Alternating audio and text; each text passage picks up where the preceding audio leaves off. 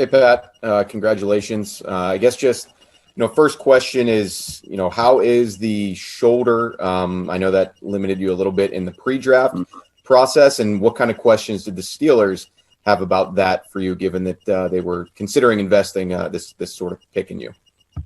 Yeah, my shoulder's fully healthy. I got cleared, 3 weeks ago to do everything, full contact, everything like that.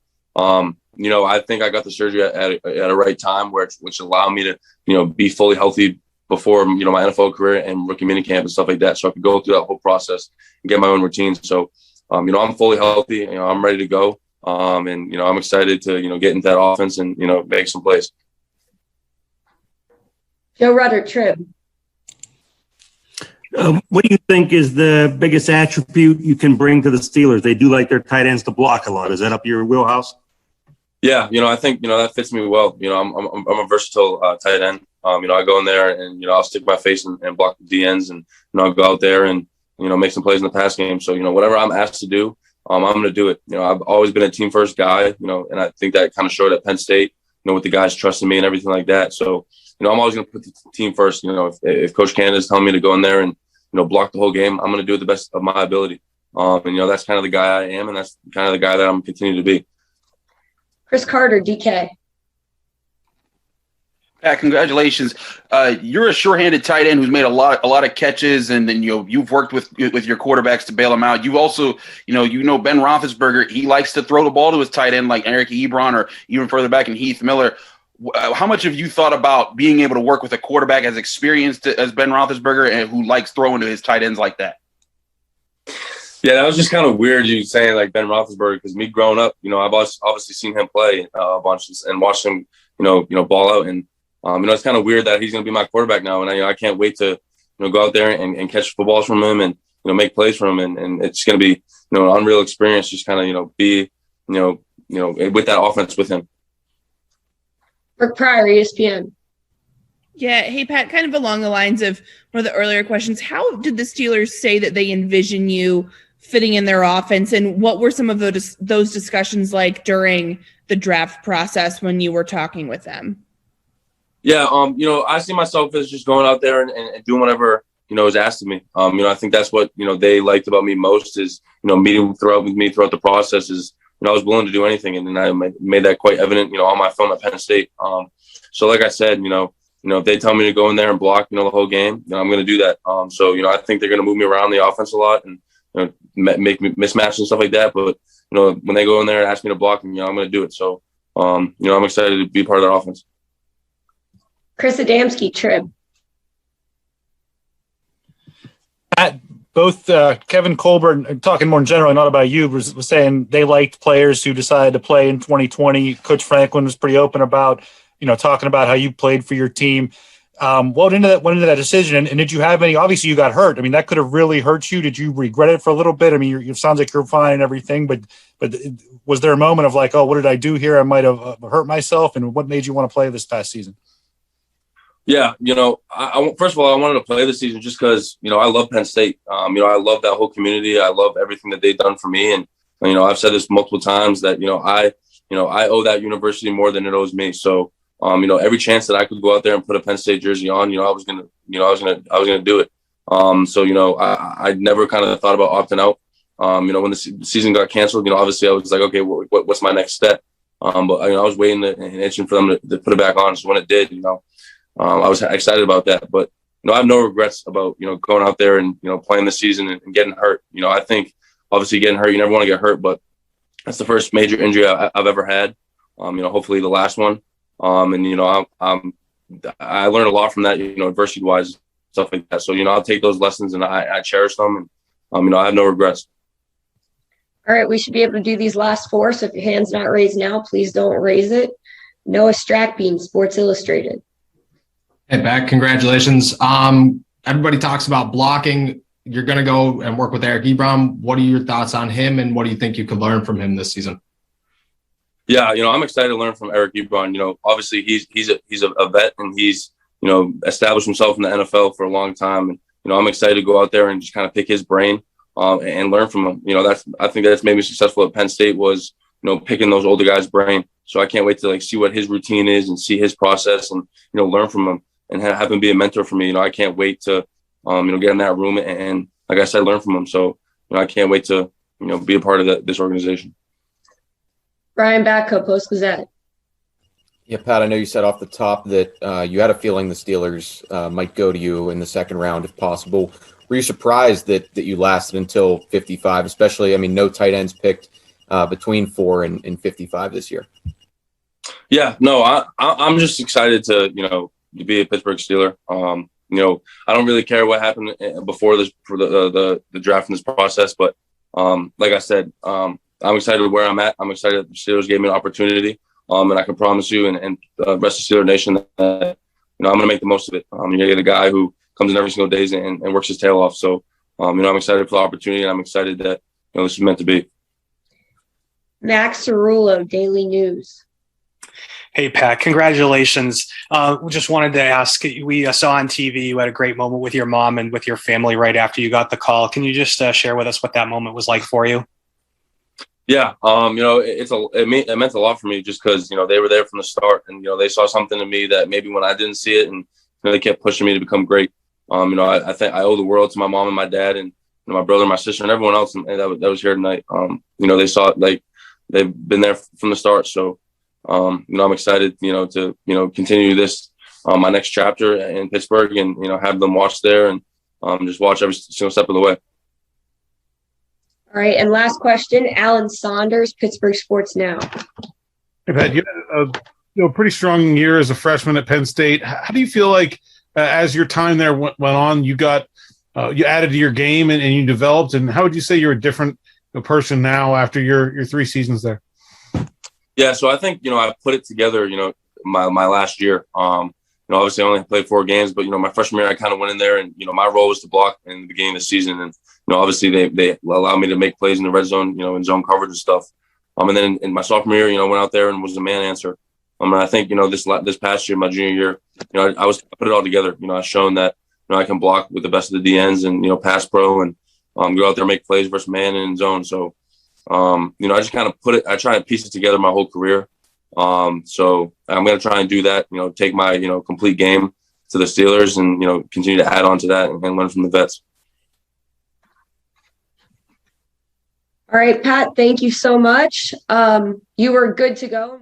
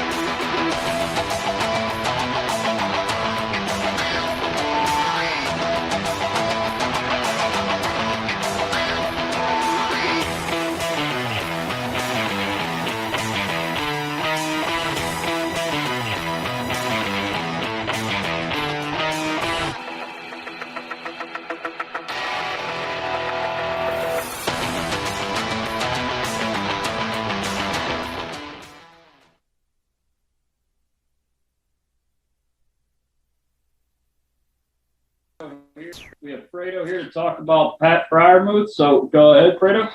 Hey, I'm excited. As we all know, we took Pat Freiermuth from Penn State, young man. I tell you, he's exciting to me. I'm excited to work with him. I had an opportunity to work with him in his pro day. The energy he exudes. He's a serious but fun guy. He has some position flexibility. He's going to be kind of a throwback tight end because he can play the position. He can do some multiple things. He can flex him out. And his positional flexibility is going to give us a chance to do a lot of different things and a lot of different sets with the guys that are already here. Okay, well, first question, Brooke Breyer. Hey, Alfredo. I was just curious. You mentioned that with his positional flexibility, there's a lot of things that you can do with him. How specifically does he complement Eric Ebron and the guys that you already have in that room? Well, he can do some of the heavy lifting. When we talk about getting in line and doing some things, he can also work from the backfield because he can bend well and moves well in space. We can flex him out if we need be. If we're in our big packages, he can do a number of different things. I just like what he's going to grow into, what he adds right now, what he's going to grow into in the future. Tim Benz. Just curious about his blocking. How polished is he as a blocker? How much does he have to come around in that regard? And where do you start coaching him in that context? Well, I think all guys, even the guys I've worked with that's been in the league for a while still have some technique things that they want to work through. As he grow, he'll be stronger and he'll be more efficient. Some of the things we're going to ask him to do, he's going to work at. I think he has some natural knee bend and some pad level things that he does easily now. And you just kind of accentuate those things that he does well and things that he needs to come on. We'll find a way to get those things better. Jeff Hathorn. Alfredo, what do you think of his ability to get downfield? What I think his ability to get downfield is better than average. I think he's shown that on some of his college tape or in his early years. The things that we're going to ask him to do, he'll have an opportunity to get vertical. He'll have opportunity to run an intermediate route tree. But he really catches the ball with ease, and he does some things nice after the catch. I think he has a lot of potential and upside. No Strackman. Hey, Alfredo. Last year, Vance McDonald played somewhere around 40% of the snaps for you guys. I know it's immediate, but do you already expect Pat to take on most of that role this year? I'm sorry. Can you say that part again? Yeah. Last year, Vance McDonald played somewhere around 40% of the snaps for you guys. I know it's immediate, but do you already look at Pat as a guy who could replace that right now? Fortunately, I was not fortunate to work with Vance as of last year. I think they're different. Vance did a nice job in the area he played. I think that he offers a little bit different. I think he'll have an opportunity to do some of those things that Vance did in line. I think he'll have an opportunity to do something out in space. Brian Batko. Yeah, Alfredo, obviously you weren't here last year, but you've been in this league for a long time. Is there anybody in particular you've worked with who Pat sort of reminds you of from what you know about him so far? Similar to Hunter, most recently the young man that's now with the Patriots. I think he's a little bit different because he's built a little bit different. He's going to be a little bit different than anybody I work with in the sense of his build. So it's going to be a fun, not even a project because I think he's a lot more accomplished than a project. Christopher Carter. Hey, Alfredo, you talk about fun. In your first year with the Steelers, you get two very athletic tight ends now to work with him and Eric Ebron. Can you just talk about the excitement of that kind of diversity or just the skills that they bring as receiving threats that can do many different things, especially with an experienced quarterback like Ben Roethlisberger? Oh, yes. It's just so many things that we can actually do. Having some experience in Indianapolis with Kobe Fleener and Dwayne Allen, I think it's kind of fits like that for me with having guys and being able to take advantage of defense because you can give them a chance that we can run the football with those guys and then you can spread them out in space and throw the football with those guys. And then you add Ben Roethlisberger with his accuracy and the things he's done in this league. It's going to be a fun bill for Coach Canada to put some things together. Two more. Alan Saunders. Hey, do you anticipate 12 personnel being something you guys are going to use a lot, and does him and Ebron give you a nice two different pieces that you can use out of that formation? Well, selfishly, I like to have 13 personnel on, but the receiver group here is so talented. We're going to be fighting for play time. It's going to be fun to have those meetings to game plan. When you have some targets, then we draft a fantastic runner, and the guys that are already on this roster. Very, very talented. It's going to be just fun to kind of game plan and get ready each week. Final one, Chris Adamski. I know you weren't here last year, of course, to be able to say what might be different, but how would you kind of describe your overall philosophy or how you work with the tight ends and how you work within an offense and everything in terms of joining a staff and joining this offensive staff? Well, what are your kind of overriding themes? My philosophy is to have those guys make their plays in the passing game and the running game. Always be a part of the team structure. Always find a way to make things better, be problem solvers, just to grow, believe in the process, and try to win as many games as we possibly can. All right. Thanks, Fredo.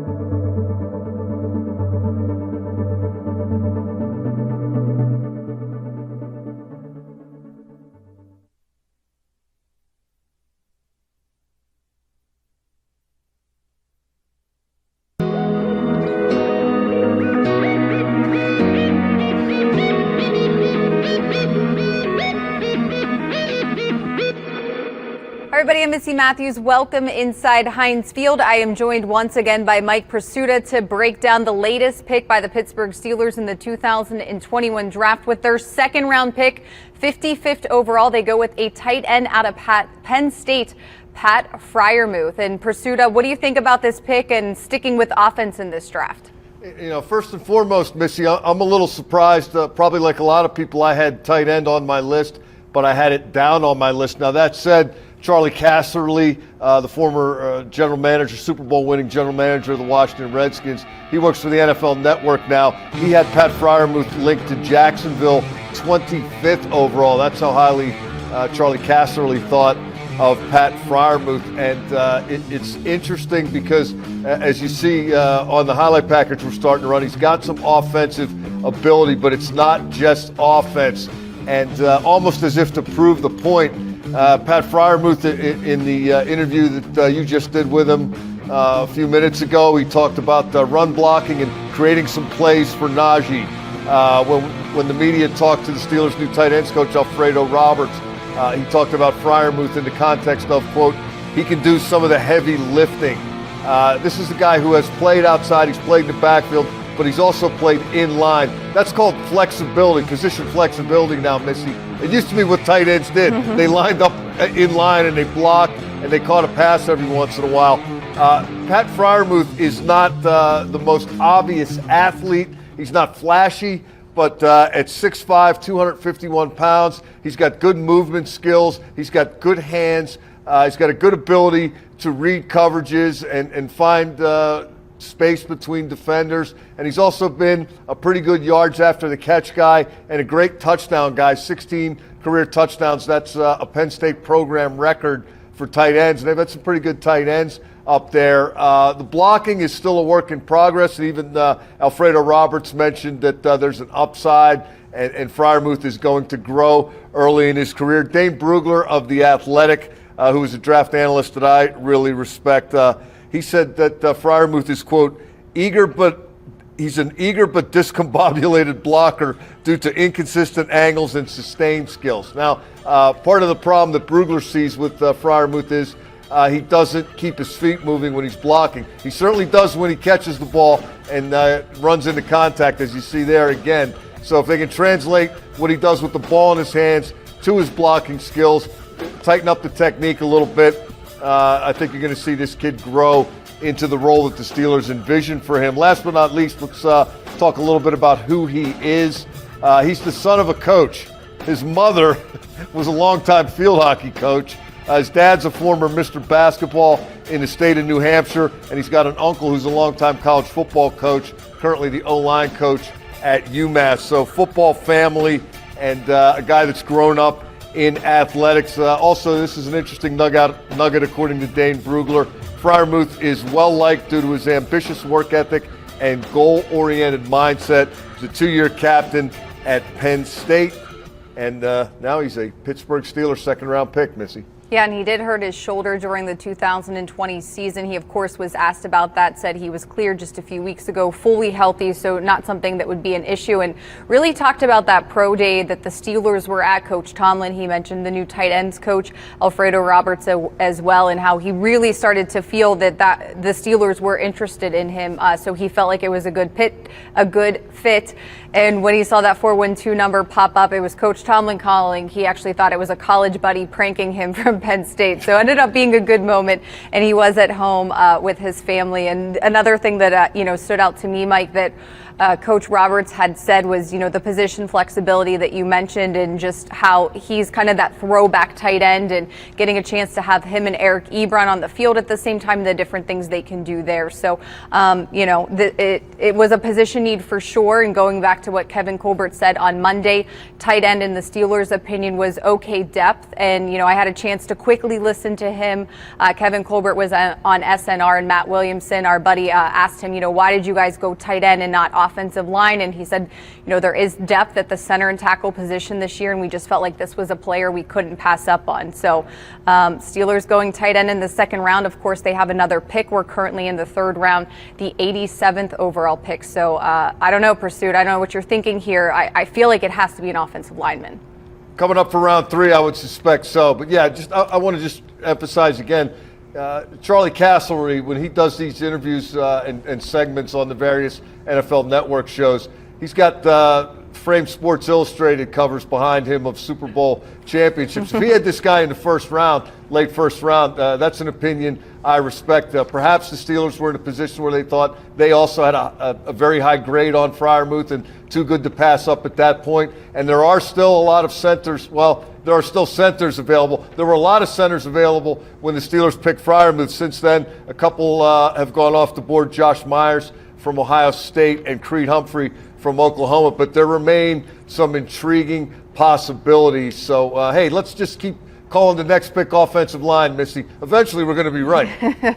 Okay, I just want to end on a Big Ten note, since I know that's up your alley. When we had a chance to hear from Freiermuth, he said, yeah, I know Matt Canada well. When he was the offensive coordinator at Maryland, they killed us in terms of playing Penn State. So I'm sure they'll have some interesting conversations as they get a chance to know each other, and we get to learn more about what Matt Canada has in store for the Steelers offense for the 2021 season.